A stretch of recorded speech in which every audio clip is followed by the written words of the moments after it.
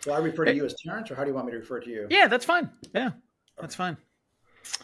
I'm just gonna give a rolling intro and then we'll go. Hey everyone, it's Terrence Branley with Grow IT Partners, and welcome back to the Grow IT Podcast. And today I have Bill Kirk, who is the CEO of Weather Trends International, or otherwise known as Weather Trends 360.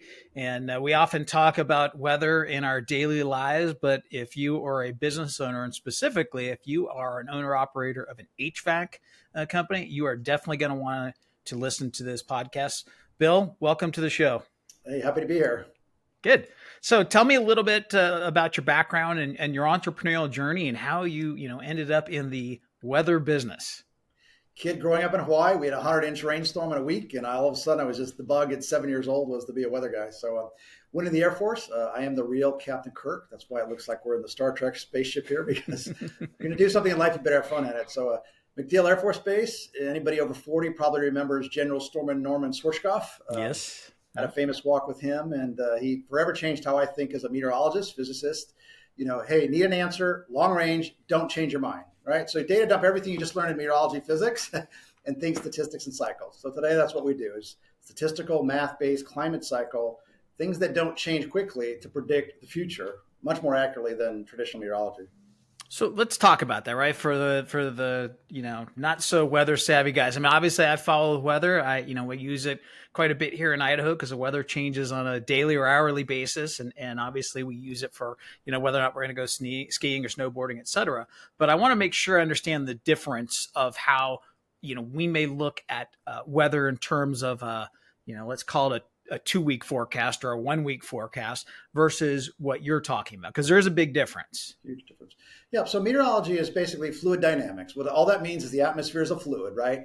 And it's physics, right? If you can, I say the easiest way to understand meteorology is if you threw a rock in a lake, you get that ring that goes out.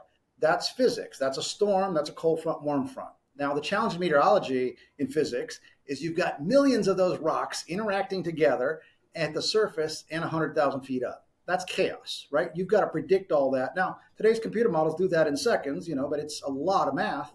But one little rock is stronger than you thought it was. Does it change all the other ripples downstream? Yes, it changes the weather, right? That's why your forecast, traditional forecast, is changing 4 times a day. It goes out about 14 days because the rounding error explodes with time. That error just builds up in models. So it's only accurate about, 1 or 2 weeks out is about the farthest physics will get you. So what we do is the opposite. I just like to say, hey, look, when you've had the hottest March in history in the Northeast, what happens the next year, right? Okay, well, there's about a 94% chance if you've had a really hot March, not a warm one, but a hot one standard deviation above an average, the next year's cold and snowy 94% of the time. Now, we do those statistics by day, by 32 million spots on Earth, so it's a lot of math.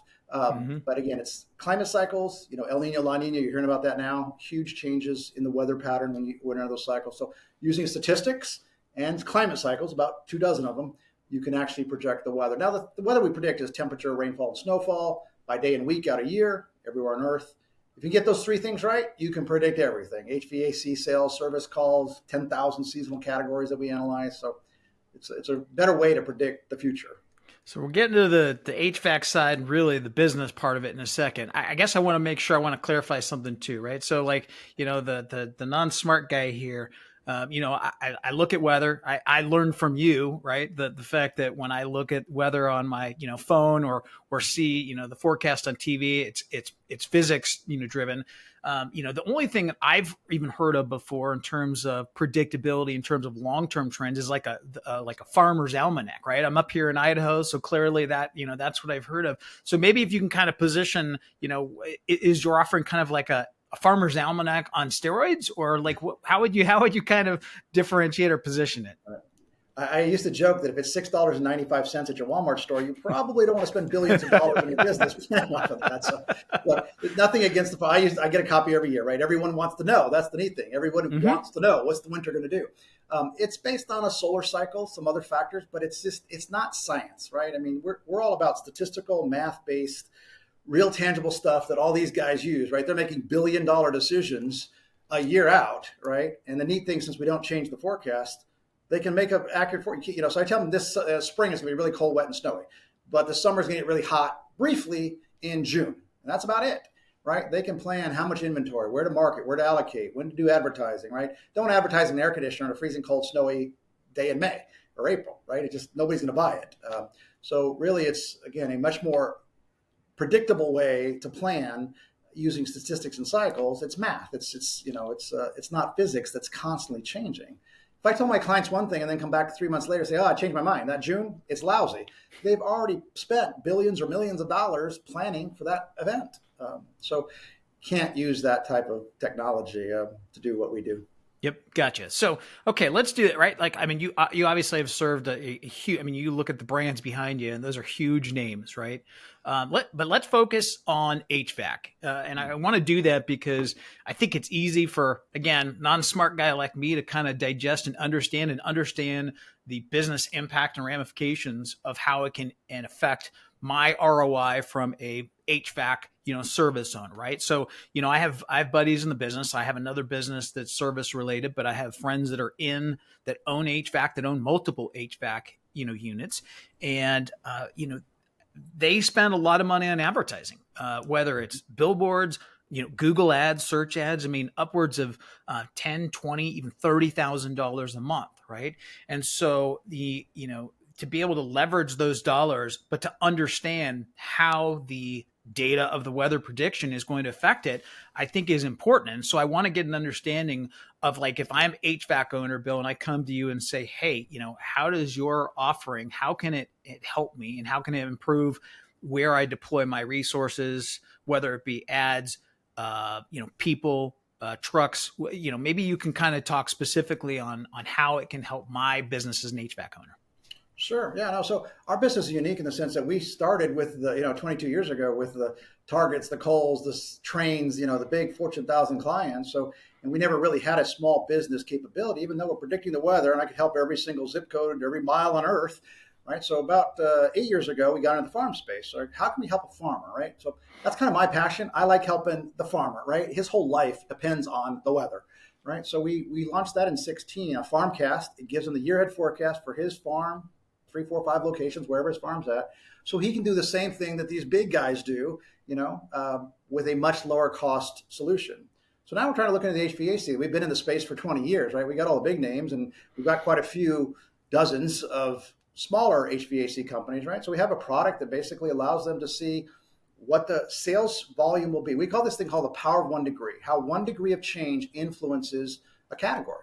So one example is like, we just did a horse farmer, right? I mean, it's like, what's a horse? Sells horse blankets and horse related stuff for your barn, right? Every 1 degree colder in the winter, he has a 7% increase in sales for horse blankets. If it's 10 degrees colder, as like the big polar vortex that hit in January, it was 30 degrees colder. Do the math, times 7, 210% increase in horse blanket sales, right? If I can project that out week by week for him all across the country, in his case, right? I can help that smaller business that sells horse blankets plan advertising, right? There's no point when it's really warm now, right? It's very warm.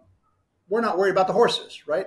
So same thing in the train, like the HVAC industry. Let's take an example, right? If I know it's going to be the coldest, wettest spring in, say, 15, 20 years, and we do have kind of a cold, wet spring, at least in the Northeast, but then I've got a really hot, intense period in June, early July. Short-lived, but intense heat in June, July.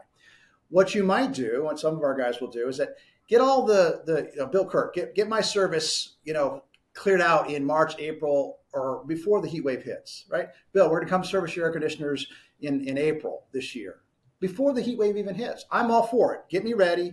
I don't know what's coming, but get me ready so when I turn on my air conditioner, it works. Then when that volume hits, right, you get a big heat wave in late May, June, right? That's when you got all these people calling you. My air conditioner broke. I turned it on. It doesn't work. And you're inundated, right? So if you can move the core business out of the key season, now you've got all this capacity to attack the people call in a panic, right? They don't know yet because they don't know the weather yet. It hasn't happened yet. But I guarantee you that odds, about 80, 90% odds that it's going to do that cold to hot scenario, right? So all kinds of things, right? I mean, don't put a big billboard out or Google ads. Maybe May last year was really hot in a given location and you're crushed it. But this year, May is maybe the coldest in 10, 15 years. You're not going to crush it. The ad will be ineffective. It'll be wasted money, right? So if you could just think about that, hey, look, we don't need to do the ads in May. We're going to do this strategy and get all this business moved up. That way we can capture all this business in late May, June, when it's potentially the hottest in 20 years. right? Then you layer on the ads, you layer on that. In fact, Handy Side is one of our new small clients here. I'll just show you his product. Yeah, sure. It's something like this, right? So he can see week by week what his sales volume is. So he knows he's got a really strong week or something. Then that's where he wants to. Now this is heating, right? So he's part of the heating season here, but maybe he's got a big week here. Not so good here. Red's bad, green's good. So it's very simple, right? I'm Air Force guy, right? I think the General Schwarzkopf said, keep it simple, blah, blah, Captain. All right. So, it's just a simple sales call, service forecast. And from that, you can do anything, right? Timing the advertising, labor scheduling, how many guys do you need? How do you capture a plus 547% week, right? I mean, if you know that's coming in a given week, that's a lot of volume. That's, you got to think through that strategy. And I hadn't even thought about that part, right? I was thinking just in the immediate, dollars spent in terms of advertising. And to your point, we just made earlier, which is like, hey, if you know that a heat wave's coming in, June, you don't need to be advertising. In fact, you're already going to be over capacity. But what this does is that, right? I mean, they're spending hundreds of millions. We got clients that spend $700-800 million a year on advertising. So, right, that's common knowledge. If you horse blanket guy's already proven it with his thing. He ran spent $10,000. So small companies spend, I think, $10,000 in a given month just on some Google search terms, and it was record warm December. Now last year was record cold snap in December, right? So he thought he'd do all this advertising in December again because it was good last year, and then this year's record hot. Sales are down 30%, and you spent $10,000 when nobody was buying horse blankets. Now in January, that totally changed, right? So think about if you just moved a little bit, not at all, but maybe you moved some of that 10,000 into January's budget to advertise. Now instead of being up, and again, he was up, I think 100% plus, in January. Now maybe you're up 130%, 50%, which is a little more advertising when the consumer's buying your stuff, right? When they're thinking about it, that's when you want to advertise. When the weather's against you, you got to convince me to do something, right? So you got to give a price incentive. Right, so in March, April, May, if it's really cold in a given location and nobody's calling for air conditioner service, you got to give me some kind of incentive, right? A price incentive, some reason to buy your service or product or whatever it is. Yeah, and I mean, listen, as business owners, we'll take any cheat code, anything that we can get in terms of predictability, right? And so even to use this, as a guideline, right? But I kind of want to talk to you a little bit about the accuracy, because as a guideline, even of a guideline, and you said, okay, hey, look, this isn't just as we both know, right? The weather, isn't perfect, and the predictability isn't perfect, but at the same time, what kind of accuracy, right? I mean, even I guess let's go back to just what our local forecasters, right? What their accuracy level is. But how would you compare it in terms of, what you're providing to, HVAC owners in terms of, hey, you can use this with X degree of accuracy?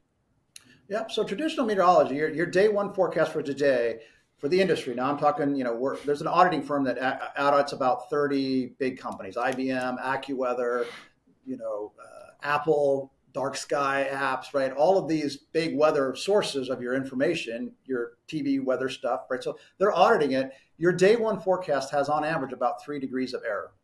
Your day 5 forecast has 6-7 degrees of error. And you're out to 10 to 14 days, that error can be anywhere from 7 to 15 degrees, so it can be huge. That's just the error in a short range forecast. Our error, now this is just another example, a way to look at the accuracy, and we validate this for millions of locations around the world every single week. So we don't hide behind accuracy because that's what we're good at. It takes time, right? Everyone's going to be skeptical initially. Every client was skeptical at one point until they've used it successfully. Is that our error on our year ahead is less error than a week 2 short range forecast. In fact, we just did one for a big ag client in Des Moines, and our error was actually that of a day 3 forecast. Wow. Even though it was a year ahead so I say the forecast was actually 80.4% accurate in Des Moines, Iowa last year across the Corn Belt, right? But the more important thing was the error was less than a day 3 forecast, right? Yet it was a year ahead, right? So the strategic value. Now this chart shows, are we good at capturing hot periods? The red bars are hot, blue bars are cold, green bars are wet, peach bars are dry, dotted lines the actual, right? If I can capture 80 to 90% of those weeks, I said it'd be hot and dry, it was hot and dry. I said it'd be cold and wet, and it was really cold and wet. Then it tells you a lot about your business, because this is fundamentally where the sales piece comes on top of that. So if I see a week as, again, here, do we predict the polar vortex in January? Yep. Do we have the hot December? Yep. Right. So this is a year ahead, right? So we capture that almost within a degree of that big polar vortex. I mean, that's epic, right? So if you knew it was 20 degrees colder horse blanket sales are going to go up 140% on a given week. That's huge. Or HVAC service calls went up, somewhere north of 100%, right? Everything broke. Right? So if you capture those trends, you can capture the business trends as well. Right. Now, again, you're going to miss a week. There's no doubt. I can't, find a week we missed here, but okay, we missed the week in the beginning of December. Okay, you're going to miss, 1 out of 5 of those you're going to miss. It's not perfect. It's 80, 90%, right? So again, you get this right, you can then start to get the business outcomes right. So that's obviously the most important thing, right? So if I'm an HVAC, owner, and like the first thing I thought of was the advertising dollars, but there obviously we talked about the, seeing into the future a little, right? To be able to forecast and say, hey, you know what? We know that we're gonna have this type of weather. Like, let's go back to let's call it June, let's say, and we're gonna have really hot weather. Well, let's try and schedule in advance, right? Let's try and reach out. Let's ramp up those ad campaigns or client outreach, customer outreach, to try and get them in, the preseason, checkups on their air conditioning units in April and May, right? Because we're all humans. We don't, address problems until they're literally hitting us in the face, right? But as a business owner, if you have this kind of ability to, predict what is coming, you can much better manage your resources and your, whether it be your ad spend or really to effectively get the most ROI on both your human labor and your marketing dollars. Yeah. So again, this actually is a forecast. This is our 2024 forecast for right here in the Eastern PA area, right? So I got it, very cold through spring, and then it gets very hot, right? So this is not rocket science. I say this is so simple, right? Unfortunately, with advertising, right, you've got the budget, you're going to spend it. I get it, but what's the harm in shifting it 3 weeks, right? I mean, if you do it in this period here where it's cold, nobody's calling. It's wasted money. Okay, they heard your name, but they probably maybe already know your name, right? The billboard tells me your name, right? But I call you when I need it. And that's very true today, right? In this economy, inflation and everything else, you see it from Fortune 1 client that we have, to, all the way down to the small HVAC guy, right? Service guy.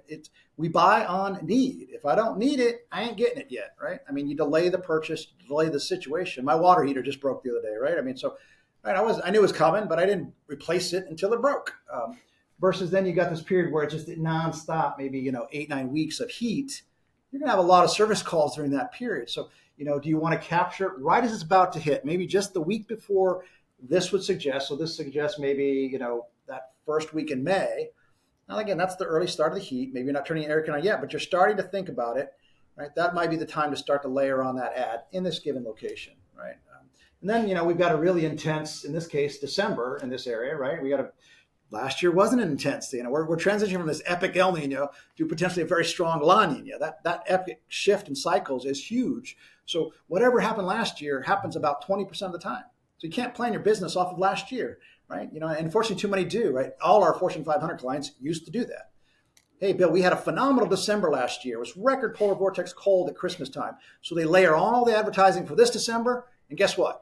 It's one of the hottest December's Christmases in history, right? And sales are down 80%. And oh, by the way, you put a ton of advertising on top of that. It's made the problem worse, right? So whereas this is a case where that didn't happen this year, but it might be back for next year, right? So, and it's one of those things. Even you just used that example, and for example, I'm part owner of a business in Reno, Nevada that serves the building community. We sell power tools, accessories to contractors. And last winter, let's see, was it 2000? Yeah, last winter. So this would be the 2022, 2023 winter. I mean, they just got hit with so much snow, which you'll probably remember. And, it's funny because as we were forecasting this year, so for 23, 2024, right? One of the things that came up, which is like, hey, remember guys, pump the brakes because, last year we had record snow levels and we may not have that this year. So you may not have the same slowdown that you would. And so that's what I'm even thinking, even my business, but, from like going back to HVAC and a business owner that has this information available to him, like what's the best way to kind of use this, at least from a first step standpoint, right? Because I'm sure once you get into it, then there's all sorts of things that you can layer on top of it. But maybe just start, like walk us through the process of how an HVAC owner could start to use this.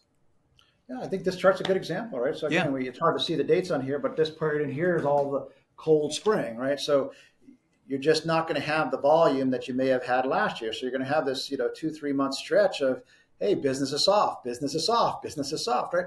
Again, you have to have a forward look to start to strategize, but it's real simple, right?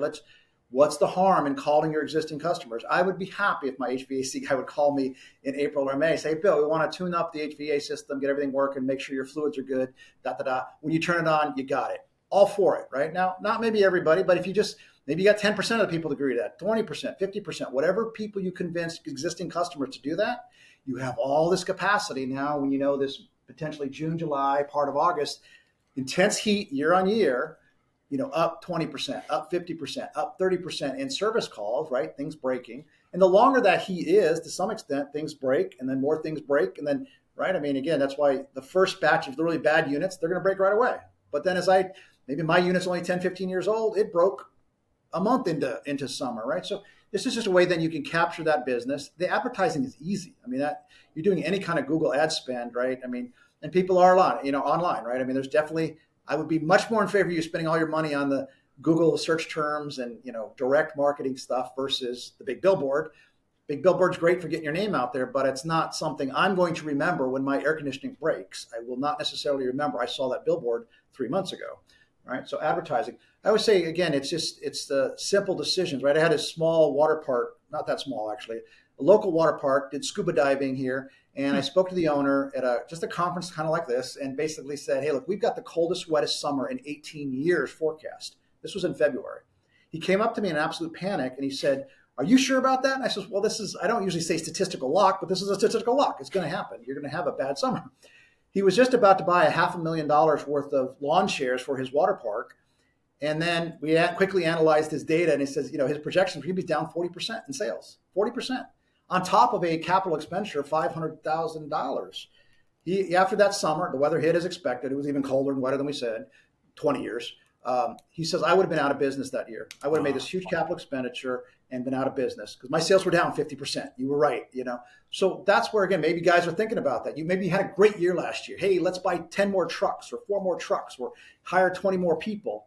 Well, if you have not this scenario, but if you ever see a scenario where we're saying the coldest, wettest in 10 years, you might want to rethink that. And I'm not saying you don't. So instead of buying, 5 more trucks, maybe you bought 2 more or 3 more or 4 more, right? I mean, what is the cost savings of 1 truck and a couple less bodies? If I was planning on 10 trucks and 20 people, I bought 1 less, right? May have just saved you $100,000 or $200,000 on a, very low cost service. So that's how we kind of try to quantify that, a simple decision can have huge rewards for even a small business. Yeah. How granular can you get with this in terms of, I guess I'll have 2 questions there. How granular can you get in terms of locations, right? Because an HVAC business is typically going to, service, an area that's probably within, 30 to 45 minutes, depending on whether they're in the city or in the suburbs, right? But, how geographically specific can you get with the weather targeting?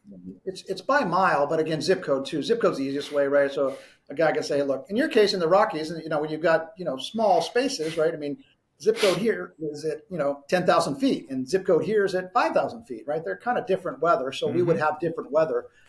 But the thing that is important to understand here is that when it's cold in, say, Idaho, wherever you are, right? If it's cold in Idaho, it's really cold on the mountain and it's really cold in the valley, right? The week that made that the coldest in 10 years is relative, so you might be in the 30s and the mountain might be minus 20, but it's relatively cold for both locations, right? So you're not going to see sweeping changes, across, 2 zip codes, right? I mean, they're minor, but, and obviously you can see some differences. Obviously you're in a big urban heat island, Kansas City versus 2 miles this way, you're out in the cornfields, right? I mean, there'll be some differences. But again, when it's hot in Kansas, it's hot in Kansas City, maybe it's 100. In the cornfield, maybe it's hot and it's 94. It's still hot relative to each location. So but you're still taking data relative to by zip code, right? Like that is kind of your key. It knows that, if your zip code happens to be on top of a mountain, obviously it knows, like here, our area, we have the Pocono Mountains, they're 2,000-foot mountains. Right? It's obviously colder and snowier than it is here in the valley. There's some nuances there that they can definitely get colder or less hot. Okay. All right. So let's go back and dive a little bit deeper. So I'm HVAC, business owner. I can just see this chart with, if I can understand it, that definitely is idiot proof because I've figured this out. Oh, here you go. So this is right. If you wanted to go even deeper, right now, all of a sudden I buy in, I'm HVAC owner. I'm like, man, this is great, right? Because I'm able to see into my crystal ball here and to make some business changes that can affect, my end of year profit and ROI on, ad spend. Talk to me a little bit how much deeper that you can get, how much more sophisticated one may be able to get. Well, again, our product can be as simple as you need to be. It can be as simple as just that weather chart, that just shows you, hey, it's this week in your zip code is 10 degrees colder than last year, right? I mean, we have a lot of clients, not a lot, but, let's say 40% that just get the weather, right? They just know the long range weather. If it's 10 degrees colder, Bill, I know what to do with that. My business will boom because I'm a ski resort or I'm a whatever, right? I mean, if it's 10 degrees hotter, I know, nobody's buying my horse blankets. I know that, right? So they don't want to necessarily get any deeper than that. That's fine, right? That's the easy. If you can just intuitively know how weather influences your business, great. The step that most of our guys are taking, obviously, is to predict the sales, right? So it's never going to be exact. I'm going to tell a guy, if I see a week that's up 300%, he may be up 500%. It's relative. The weather's not forecast, not perfect. And the correlation to his sales are not 100%. They're high. They're 90+%. So there's a strong correlation between obviously HVAC sales and service calls and weather. So again, it just depends. Do you just want to know the weather? We have a simple tool for that. One bar chart. I say I can answer every question an HVAC guy has to go through. Any small business, farmer. I can tell if I can look at a chart like that, and spend, a minute, 2 minutes with a farmer and say, you need about twice as much nitrogen for your farm. You don't need any bugs because it's cold and wet. Bugs don't come out when it's cold and wet. So lay off the herbicides. It's going to be a colder, wetter, intense season. So you don't need the racehorse corn. You need this kind of corn, right? I mean, those simple decisions add up to a typical 2,000 acre farmer, relatively small farmer, several $100,000 that we can help him make in 2-minute phone conversation, right? So it's not, I always say it's not rocket science. It's really not. It's once you, again, make that low risk decision, don't bet that farm. I would never tell that farmer that, hey, you need to go out and get 5 times the amount of nitrogen and spend $2 million on nitrogen. No, that's a big decision. Right? I'm not going to have him spend $2 million, but what if he spends $300,000 more, right? I mean, he had it when he needed it. And then when he comes to buy that in season, it's not going to cost him twice the cost, right? Same thing with the HVAC guys, right? If you know there's a given, let's just say they make up an area that's the hottest in 15 years. It's going to start in April and it's going to end in October. You've just got this long, intense, crazy hot season coming ahead, right? What's the challenge they face? Maybe everybody's buying up all the parts, right? Then you want to go get parts. There aren't parts, right? So I don't know all the logistics of every location, right? But I assume they have those supply chain issues like everybody else. Like my water heater, right? It's supposedly a month before I get a new water heater. There's a supply chain issue, right? So same thing with these HVAC guys. Okay, maybe you don't want to go out and get if we're saying the hottest in 15 years, don't go out and buy 15 years worth of, parts, but maybe you're going to go get, hey, Bill, I was planning on and get, $500,000 worth of parts. Maybe you get $700,000 worth of parts, right? I mean, that's a potentially low risk decision because, again, if we have 5, 6 straight months of week after week after week, we're not going to miss but 1 week, maybe every 5, 6 weeks, right? So it's a lock that forecast will happen. Yeah, and I'm even thinking, service businesses are that for a reason. It involves people providing a service, right? And so, if you can predict out high, potential high and low demand on your service, even from a human resource standpoint, right? To be able to say, hey, like you made the point of buying a couple additional trucks, but hey, if someone's on the fence about, in terms of growing their business, their HVAC business and determining whether or not they want to hire someone or not, if they know that they're going to have a super busy, time in June, for a 6 to 8 week period, let's call it in the summer, right? Like it may make it much easier for them to pull the trigger on making that hiring decision on that tech versus not, right? So, I mean, even the ability, like vacations, right? Like as a business owner, we all give our employees vacations, right? They deserve it, need it, want it. Sometimes they just want to be away from us as the business owners. But to be able to plan that and to be able to look and say, hey, you know what, this is not a good time, right? Or we may not be able to let everybody go off in this time because we're expecting that we're going to be really, really busy. There's just so many ways I can see, even just as an HVAC. Again, to streamline that complexity, right? I mean, all that sounds like, oh my gosh, there's a lot of decisions. No, it's literally that simple of decisions, right? I mean, it's one decision. If I can help you make one decision that can make you, again, take one of our HVAC guys, let's say he's a $5 million business, right? I can sit and look at a season's forecast and probably sit down with him in about 5-10 minutes and help him make 300 or 400 grand, either in cost savings or adding on extra volume, just by looking at how the forecast shakes out. You brought up vacation. That's funny. One of the things that I don't see a lot of, and our clients will do it, and I'll give you an example, is some kind of consumer-facing widget, right?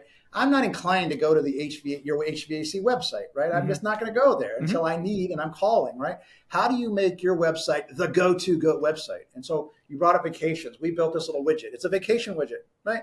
You go in and pick any zip code in the world, anywhere in the world, and you want 80 and sunny, and boom, it'll tell you the 3 best weeks in the year ahead for that 80 and sunny in your location. So the other one that might be more applicable for HVAC is that, how about a energy utility widget, right? So we built this year ahead widget. Right, that last year, December, when the polar vortex hit in December, my utility bill, as did a lot of people, like New York City, it was the second coldest in 150 years in New York City, right? Our utility bills went up like 80%. We got slaughtered with the heating cost last December, right? We predicted that. You saw the accuracy, right? So if you can tell your consumer, hey, your utility bill in December is up 80. In January, it's up 20. In February, it's down 50, right? Give them this year ahead widget on your website.